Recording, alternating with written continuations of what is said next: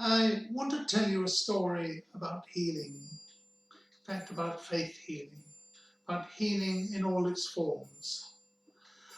I'm quite an old man now, I'm 77, and I've lived in Spain 35 years. 20 years ago, I was diagnosed with prostate cancer. And I hadn't been in South Africa at the time, and I was treated with radiation and with what is called a TURP operation, where they cut away part of your prostate and they do a biopsy on it to find out what is in it. It's a messy business, it's not a very nice operation, but fortunately within 6 months I was cured. So I was hugely relieved, and so was my new fiancée.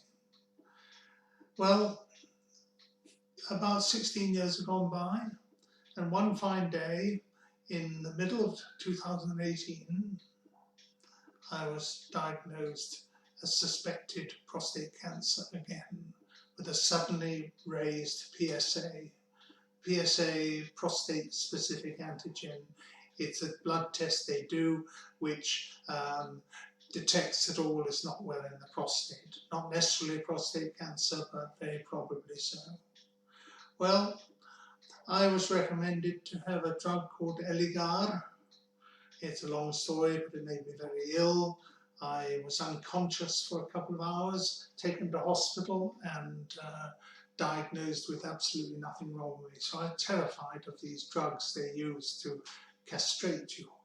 And the purpose of a castration is, of course, to take away the testosterone, which makes you a man after all.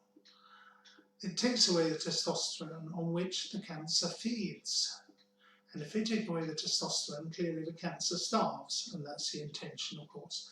But as always with all medications, there are side effects. One gets sweat attacks or hot flushes, or as the Americans call them, hot flashes. And they're very unpleasant. They also make you very tired. And it changes your mood as well, and it makes you feel quite low. So as time went on, the following year, about August, I suddenly had massive hemorrhages in the bladder, and I was into urgencias, into the emergency department, no less than 7 times. They did an assortment of tests on it. They did various surgical procedures, including one called embolization, where they close off the arteries to the prostate to reduce the blood flow and therefore reduce the bleeding. Well, after all that, in early January of 2020, this year, I was subjected to chemotherapy, as so many other poor cancer patients are, and the effects are pretty devastating. I lost all my hair.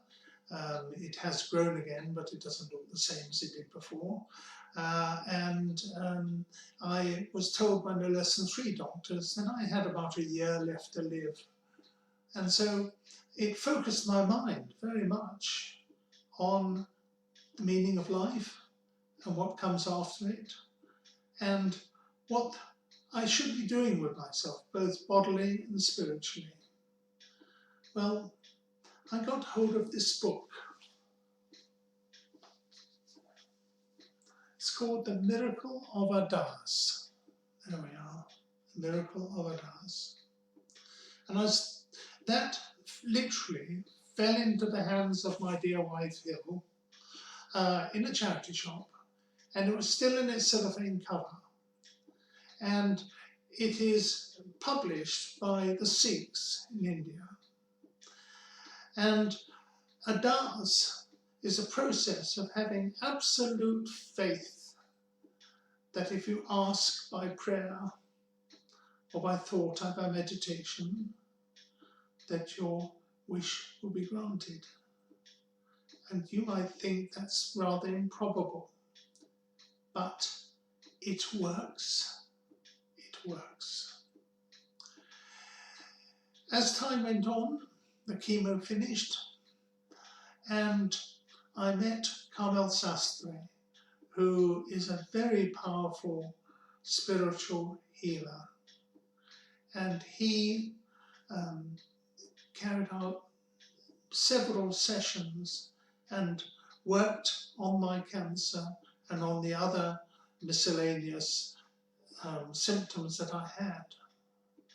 And not very long after seeing Carmel, I went in to see the oncologist, and she said that the cancer had disappeared completely.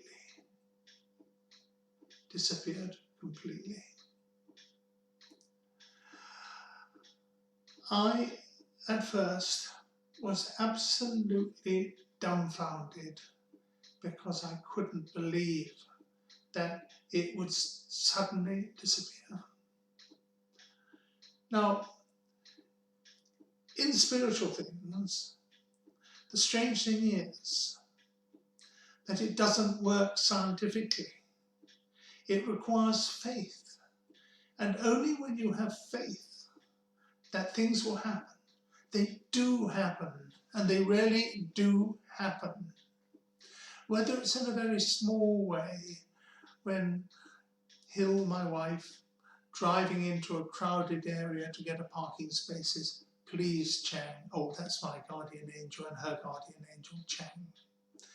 Please Chang, get me a spare parking space. And every time it works. So there's got to be something in it. There have been many occasions in my life when I desperately wanted something.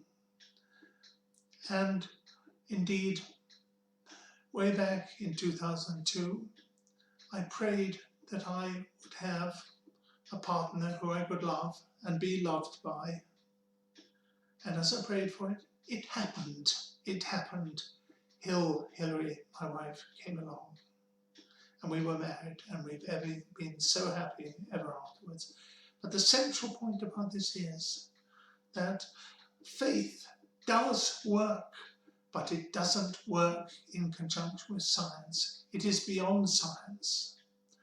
You see, the peace of God, which passeth all understanding, and I emphasize, passeth all understanding, it is that peace of God that gives us what we wish for. And Carmel has been instrumental in bringing me the healing and giving me the peace and helping me to meditate and to apply the spiritual forces in a way that hitherto in the past I've never been accustomed to do. So I offer this video as a testimonial to Carmel, who's done so much for me. I offer it as a testimonial to the Sikhs who published that wonderful book that I showed you. And I give thanks to the Spirit, to the universe, for everything they've done for me. Thank you very much for listening.